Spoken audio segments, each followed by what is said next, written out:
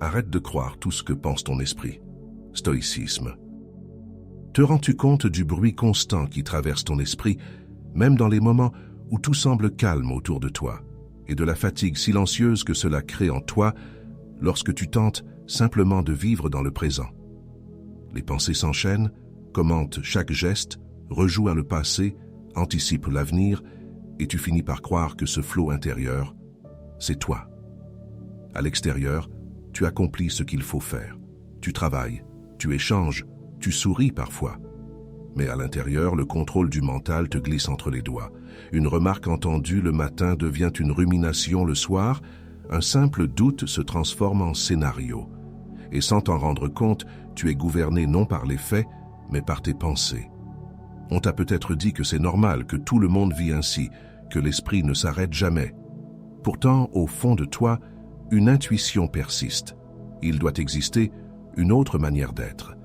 Le stoïcisme parle de paix intérieure et de maîtrise de soi, mais ces mots semblent lointains quand ton esprit t'entraîne sans relâche hors de l'instant. Combien de temps vas-tu continuer à vivre dans ta tête au lieu de vivre ta vie? Combien d'occasions de sérénité vas-tu laisser filer parce que ton attention est capturée par un récit mental? La philosophie stoïcienne n'est pas une théorie abstraite. Elle est une décision. Celle de regarder en face le mécanisme de tes jugements et de reprendre ta place. Car la vérité est plus simple et plus libératrice que tu ne l'imagines. Tu n'es pas tes pensées. Si tu peux observer ces pensées, c'est qu'elles ne sont pas ton identité, mais des phénomènes mentaux passagers. Le problème n'est pas leur présence, mais l'identification. Lorsque tu cesses de confondre le flux intérieur avec ta faculté de juger, quelque chose s'apaise immédiatement. Épictète l'exprimait avec une clarté radicale. Ce ne sont pas les choses qui troublent les hommes, mais les jugements qu'ils portent sur les choses. Toute la pratique stoïcienne repose sur cette distinction, sur cette chaîne. Les méditations stoïciennes, nous explorons comment exercer ce discernement au quotidien, comment vivre dans le présent, orienter ton attention avec rigueur et retrouver une paix intérieure fondée sur la raison plutôt que sur le silence impossible du mental. Si ce que tu entends résonne en toi, abonne-toi à notre chaîne Le Stoïcisme Révélé.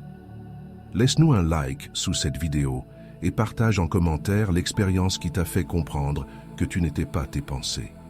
Transmets cette méditation à quelqu'un qui cherche plus de stabilité. Ensemble, apprenons à ne plus être gouvernés par le bruit intérieur, mais à avancer avec une maîtrise de soi calme et durable. Penchons-nous sur la première règle. Tu n'es pas tes pensées. Il est facile d'oublier que ton esprit produit des milliers de pensées chaque jour sans que tu les aies choisies. Elles surgissent, se commentent entre elles et finissent par t'enfermer dans une illusion d'identité. Pourtant, le stoïcisme t'invite à observer tes pensées au lieu de t'y fondre. Si tu peux les voir passer, c'est que tu n'es pas ce qu'elles racontent. Tu es celui qui en prend conscience, celui qui apprend peu à peu à vivre dans le présent.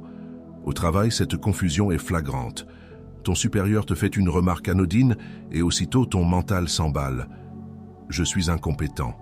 Il ne m'apprécie pas. Tu sens la chaleur monter dans ta poitrine, ton ventre se nouer, ta respiration se bloquer. En réalité, rien ne s'est encore produit. Seule ton interprétation a pris le contrôle du mental et t'a volé ta tranquillité. Marc Aurèle enseignait « Ton esprit prendra la couleur des pensées que tu entretiens ». Cette phrase résume tout l'art stoïcien de la vigilance. Tes jugements intérieurs façonnent ta paix ou ton trouble, bien plus que les événements eux-mêmes. Le sage apprend à reconnaître ce mouvement avant qu'il ne le submerge et revient à sa faculté de juger avec lucidité. Reconnaître cela n'est pas une faiblesse, mais un acte de force intérieure. Il est naturel d'éprouver de la peur ou du doute lorsque ton mental s'agite. Cependant, lorsque tu cesses d'alimenter ces récits mentaux et que tu regardes simplement ce qui est là, tu redécouvres un espace silencieux en toi. C'est dans cet espace que commence la vraie maîtrise de soi. Sénèque affirmait « Ce n'est pas parce que les choses sont difficiles que nous n'osons pas, c'est parce que nous n'osons pas qu'elles sont difficiles. » Oser regarder ses pensées sans y croire est justement cet effort intérieur dont il parle. Chaque fois que tu choisis de ramener ton attention ici et maintenant, tu pratiques une forme concrète de contrôle du mental et nourris ta sérénité. Puis un soir, dans un moment familial ordinaire, tout devient plus clair. Un proche exprime une critique et, pour la première fois, tu l'entends sans te défendre ni te juger. Tu remarques simplement la réaction émotionnelle monter puis s'apaiser d'elle-même. Ce détachement doux marque le début d'une paix intérieure réelle. Tu comprends alors ce qu'Épictète voulait dire quand il distinguait l'esprit du tumulte qu'il observe. Tes pensées continueront d'exister, mais elles perdront leur pouvoir sur toi dès lors que tu refuseras de t'y identifier. En cessant de confondre ton être avec ce flot passager, tu ouvres la voie vers une liberté paisible, celle qui prépare naturellement le chapitre suivant. Apprendre à reconnaître que nos pensées ne sont souvent que des jugements. Avançons vers la deuxième règle. Ce ne sont que des jugements. Chaque fois qu'une pensée surgit, ton esprit la traite comme une vérité. Tu crois qu'elle décrit fidèlement la réalité, alors qu'elle n'est souvent qu'une interprétation. Le stoïcisme t'invite à observer tes pensées avant d'y accorder ton assentiment.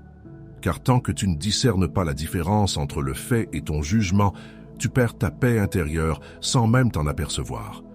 Au travail, un collègue passe sans te saluer et ton mental s'emballe. Il m'ignore, j'ai dû faire quelque chose de mal. Tu sens ton ventre se nouer, ta respiration se raccourcir et déjà, ton humeur s'assombrit. Pourtant, rien n'indique que ce scénario soit vrai. Il est simplement le fruit de ton interprétation. Ce moment banal devient une leçon silencieuse sur le contrôle du mental. Sénèque disait « Nous souffrons plus souvent dans l'imagination que dans la réalité ». Ces mots rappellent que notre trouble ne vient pas du comportement de l'autre, mais du récit que nous construisons autour.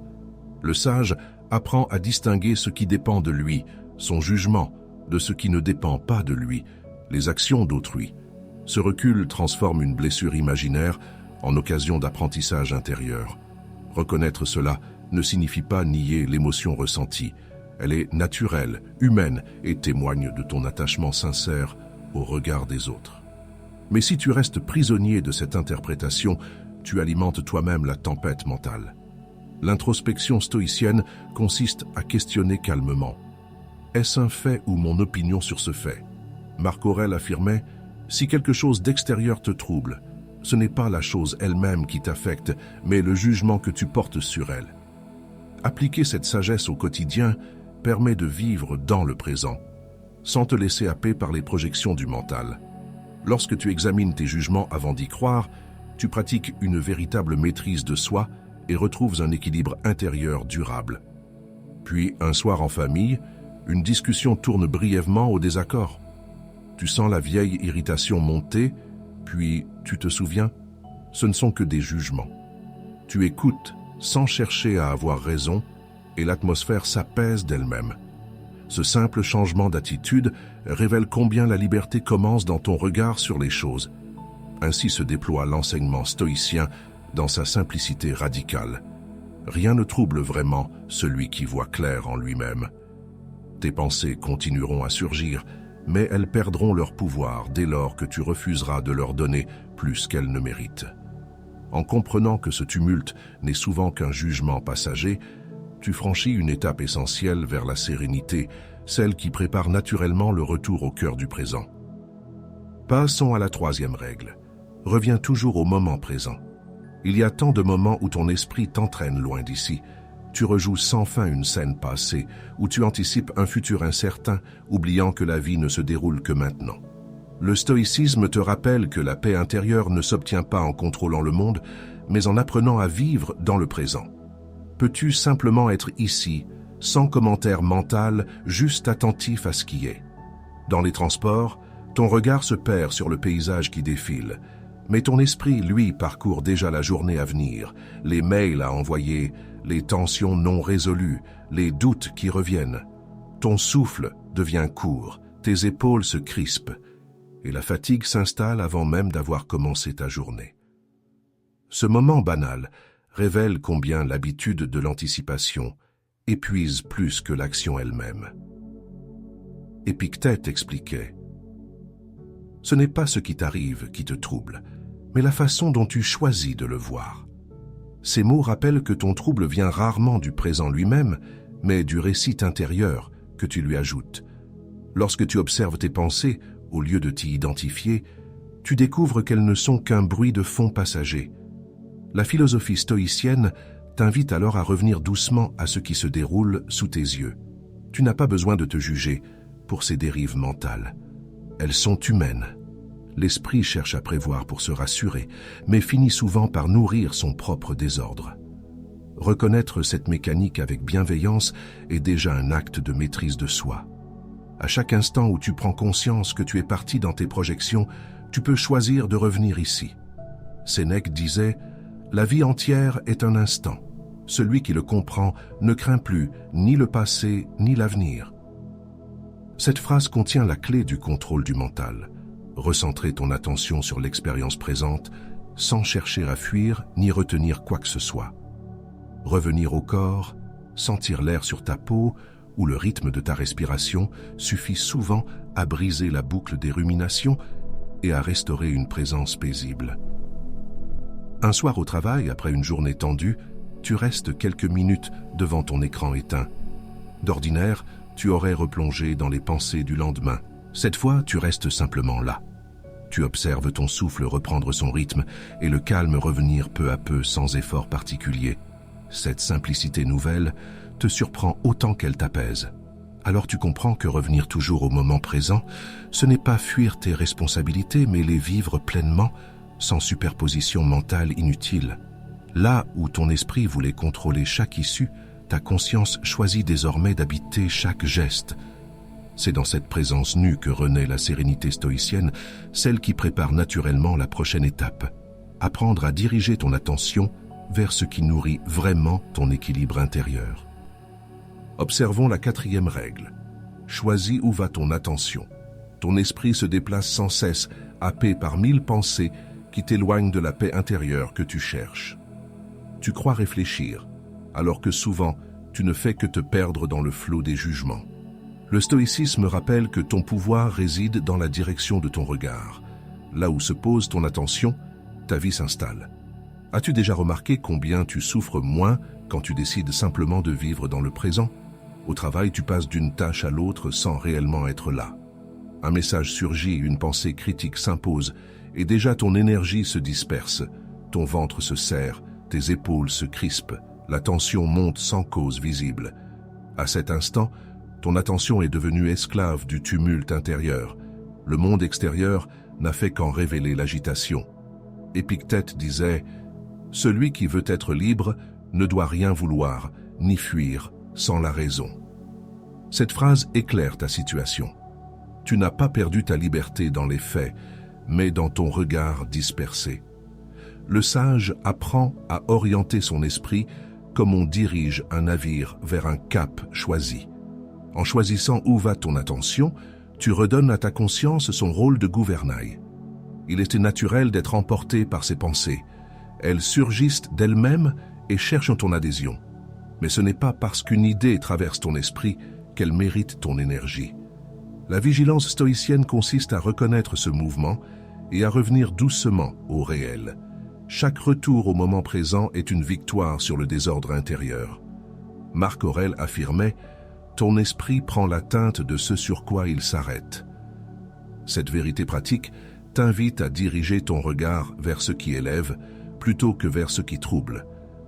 Lorsque tu observes tes pensées sans t'y attacher, tu exerces un véritable contrôle du mental et rétablis une stabilité durable. Ta sérénité ne dépend plus des circonstances, mais de la qualité de ton attention. Plus tard, chez toi, une discussion familiale menace de tourner à l'irritation habituelle. Tu sens le réflexe défensif monter, puis tu respires et choisis consciemment d'écouter plutôt que de réagir. En détournant ton attention du jugement pour la poser sur l'échange réel, l'attention s'apaise naturellement. Ce simple geste manifeste une transformation concrète. Tu deviens acteur plutôt que victime du flux mental. Ainsi se révèle l'essence du stoïcisme. Ta liberté commence là où tu décides d'être présent à ce qui est. Choisir où va ton regard, c'est déjà choisir ta paix intérieure. Car en orientant ta conscience vers ce qui nourrit l'équilibre, plutôt que vers le bruit intérieur, tu ouvres un espace de calme inaltérable en toi.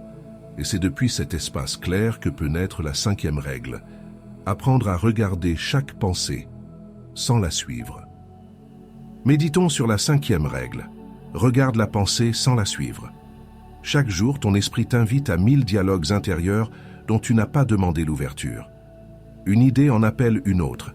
Un souvenir réveille une peur, et te voilà entraîné loin du réel. Pourtant, le stoïcisme t'enseigne qu'il est possible de vivre dans le présent sans se laisser happer par ce flot mental.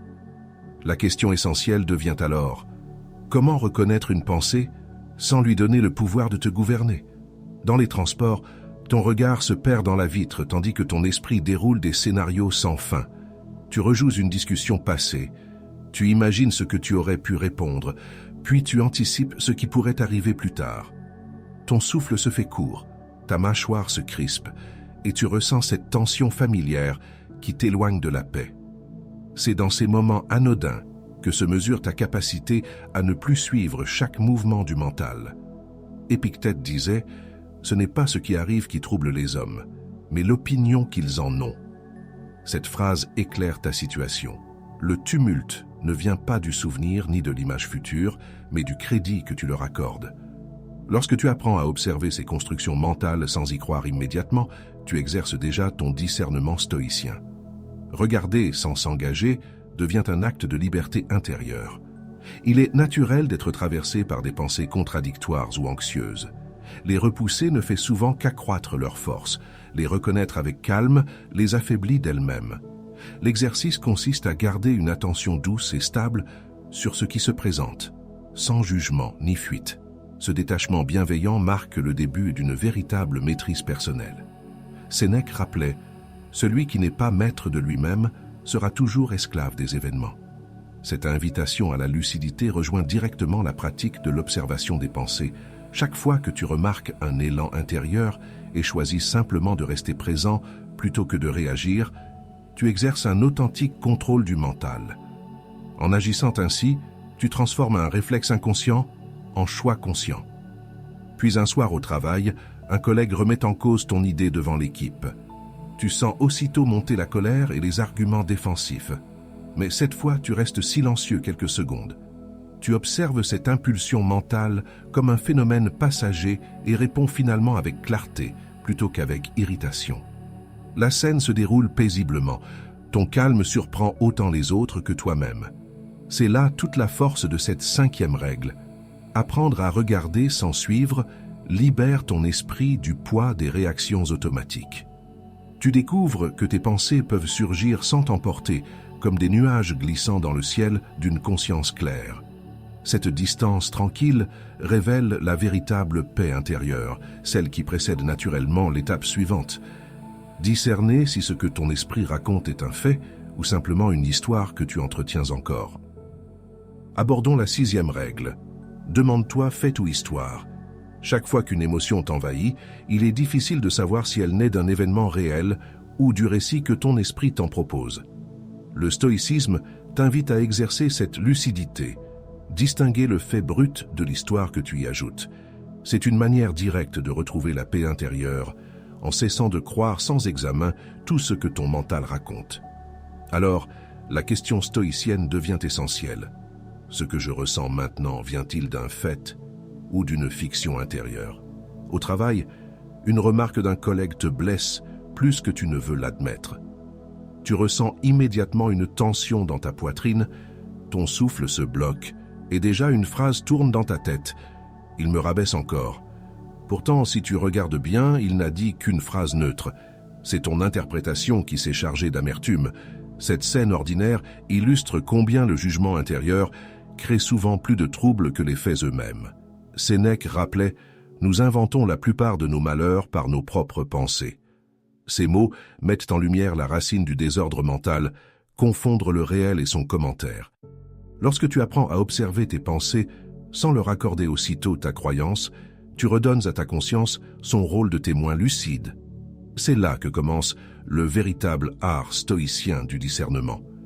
Il n'y a pas de faute à réagir fortement aux situations, l'esprit cherche simplement à se protéger, mais la sagesse consiste à examiner calmement ce mouvement avant qu'il ne t'emporte.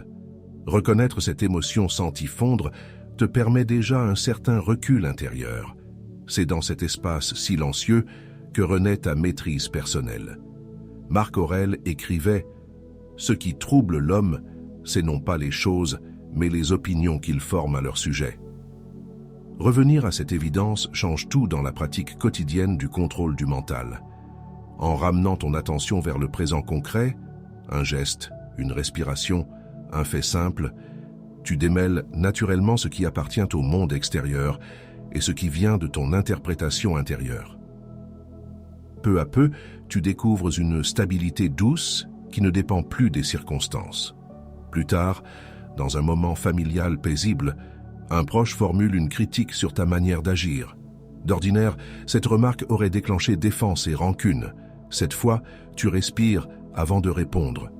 Tu réalises soudain que ces mots ne sont qu'un fait brut auquel ton esprit s'apprêtait déjà à donner un sens personnel.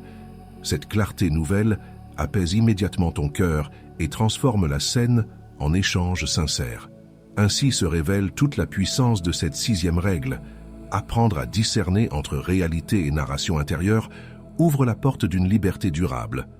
En te demandant calmement « fait » ou « histoire », tu deviens observateur plutôt qu'esclave du flot mental. Cette vigilance tranquille est le fondement même de la maîtrise de soi, celle qui prépare naturellement le retour vers l'action juste et le calme profond évoqué dans la prochaine méditation stoïcienne. Tournons-nous vers la 7e règle. Agis selon ton principe calme. Il arrive un moment où comprendre ne suffit plus. Il faut incarner.